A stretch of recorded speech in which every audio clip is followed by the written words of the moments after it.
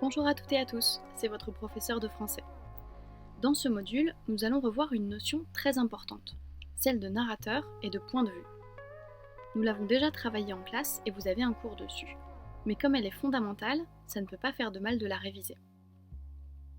Pour suivre ce module vidéo, vous n'avez pas besoin de matériel particulier, sauf si vous avez envie de prendre des notes ou de faire les exercices sur votre cahier de brouillon. C'est parti! Tout d'abord, j'espère que vous n'avez pas oublié la différence entre auteur, narrateur et personnage. Voyons un peu. L'auteur ou l'autrice, c'est la vraie personne qui existe dans le monde réel qui a écrit le texte. Le narrateur ou la narratrice, c'est la voix qui raconte l'histoire. Le personnage, c'est l'une des personnes qui participent à l'histoire. Le personnage peut être imaginaire ou inspiré d'une personne réelle.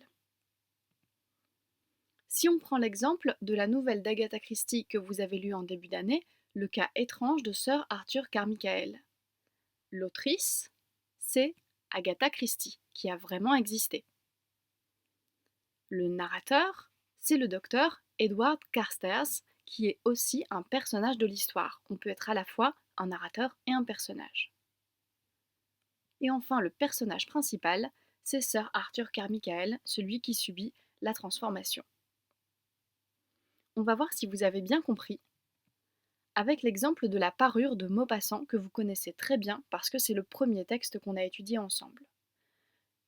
Dans la parure, on a une voix anonyme qui raconte, on a aussi Guy de Maupassant et on a Mathilde Loisel. Parmi ces trois éléments-là, j'aimerais bien que vous me disiez lequel est le narrateur, lequel est l'auteur et lequel est le personnage principal. Vous pouvez prendre le temps de le faire au brouillon ou juste mettre pause sur la vidéo pour réfléchir avant de regarder la correction.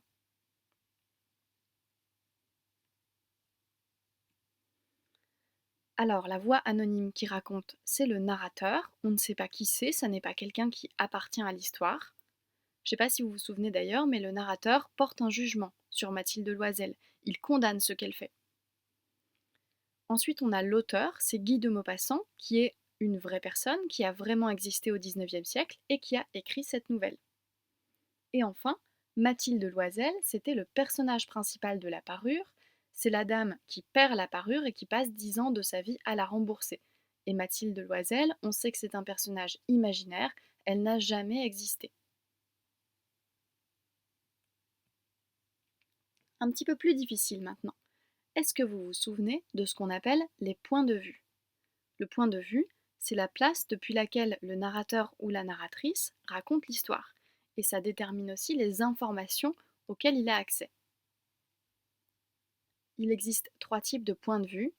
Le point de vue interne, dans lequel le narrateur raconte l'histoire du point de vue d'un des personnages, et dans ce cas-là, le narrateur fait partie de l'histoire. Lorsqu'on a un point de vue interne, le narrateur peut dire je, mais il peut aussi raconter l'histoire à la troisième personne en faisant comme s'il la voyait à travers les yeux d'un personnage. Il existe ensuite le point de vue externe. Dans ce cas-là, le narrateur raconte l'histoire comme s'il la voyait depuis l'extérieur, comme une caméra de surveillance. Il ne sait pas du tout ce que pensent les personnages, il ne sait et voit que ce que verrait une caméra de surveillance. Et enfin, on a le point de vue omniscient, dans lequel le narrateur sait tout. Il peut savoir ce qui se passe dans la tête de n'importe quel personnage, il peut assister à des événements qui se passent au même moment à différents endroits, et il peut même connaître le passé et l'avenir. On va faire un petit exercice d'application pour essayer de bien comprendre les points de vue. Imaginons qu'on veuille raconter la scène qui se déroule dans ce tableau. On peut le faire de plusieurs points de vue. Si on adoptait un point de vue interne, par exemple, le point de vue de la femme qui porte un turban rouge, on pourrait écrire « Ma servante, tout en s'approchant pour me verser du vin, me chuchota discrètement quelles étaient les cartes de mon jeune invité. » Si on voulait adopter un point de vue externe, on pourrait dire « Une servante s'approcha et versa du vin à la maîtresse de maison. Elle sembla lui chuchoter rapidement quelque chose en regardant le jeune homme assis en bout de table.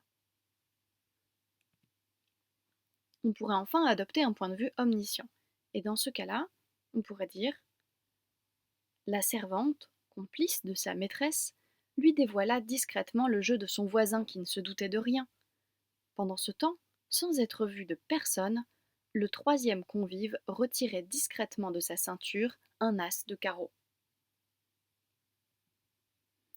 Toutes ces notions-là sont très utiles pour mieux comprendre les textes littéraires. C'est l'une des premières questions à se poser quand on aborde un texte. Essayez d'en prendre l'habitude parce que savoir de quel point de vue parle le narrateur, ça vous permet généralement de bien comprendre ce qui se passe dans le texte, à quelles informations on peut avoir accès, etc. Ça permet aussi de produire certains effets dans les textes.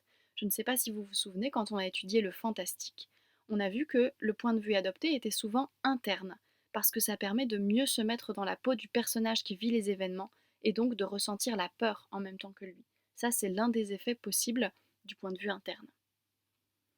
Révisez bien cette notion, vous pouvez vous servir de votre cours, vous pouvez revoir ce module autant de fois que nécessaire, et vous pouvez aussi faire le test de deviner le point de vue des différents textes que nous avons abordés depuis le début de l'année. C'est tout pour aujourd'hui. Bravo pour votre travail. Prenez soin de vous.